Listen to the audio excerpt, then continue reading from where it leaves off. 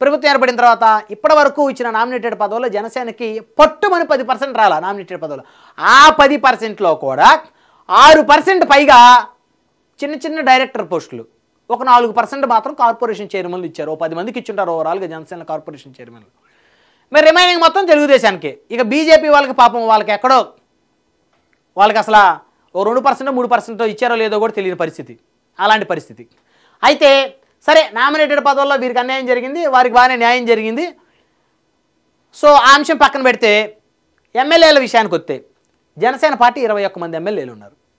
So remaining ఎమ్మెల్యేలు అందరూ కూడా Telugu Desam BJP. So majority Telugu Desam party. So అలాంటి పరిస్థితుల్లో మరి జనసేన పార్టీ 21 మంది ఎమ్మెల్యేలు ఉన్న దగ్గర తెలుగుదేశం ఇన్ఛార్జీలు చాలా యాక్టివ్గా ఉన్నారు. వాళ్ళు పెత్తనం చేయాలని చూస్తూ ఉన్నారు. ఇక్కడ పిఠాపురం చూస్తే పవన్ కళ్యాణ్ గారి నియోజకవర్గంలో వర్మ గారు అక్కడెక్కడ చెత్త ఉంది, ఇక్కడెక్కడో బిల్డింగులు కూలిపోతున్నాయి, ఇక్కడ సరిగ్గా లేదు, అక్కడ బాగలేదు అని చెప్పేసి ఆయన వీడియోలు తీస్తా ఫోటోలు తీస్తా ఆయన వెళ్తూ ఉంటే ఎవరో ఒక 2-3 మాత్రం అయ్యా వర్మ గారు ఈసారి మీరే ఎమ్మెల్యేగా ఉండాలయ్యా, మీరే రావాలని చెప్పేసి ఆ వీడియోలో ఆయన సోషల్ మీడియాలో పోస్ట్ చేసుకుంటున్నాడు. అంటే ఏంటి అక్కడ జనసేన అధినేత ఉన్న నియోజకవర్గంలోనే టీడీపీ ఇన్ఛార్జి నేను ఉన్నాను ఇక్కడ, నేను యాక్టివ్గా ఉన్నానని చెప్పేసి తను కూడా ఎమ్మెల్యేలాగా వ్యవహరిస్తూ ఉన్నాడు. మిగతా నియోజకవర్గాల పరిస్థితి కూడా అట్నే ఉంది. మన తాడేపల్లిగూడెం జనసేన ఎమ్మెల్యే బొలిశెట్టి శ్రీనివాస్ గారు ఆయన కొన్ని వ్యాఖ్యలు చేశారు.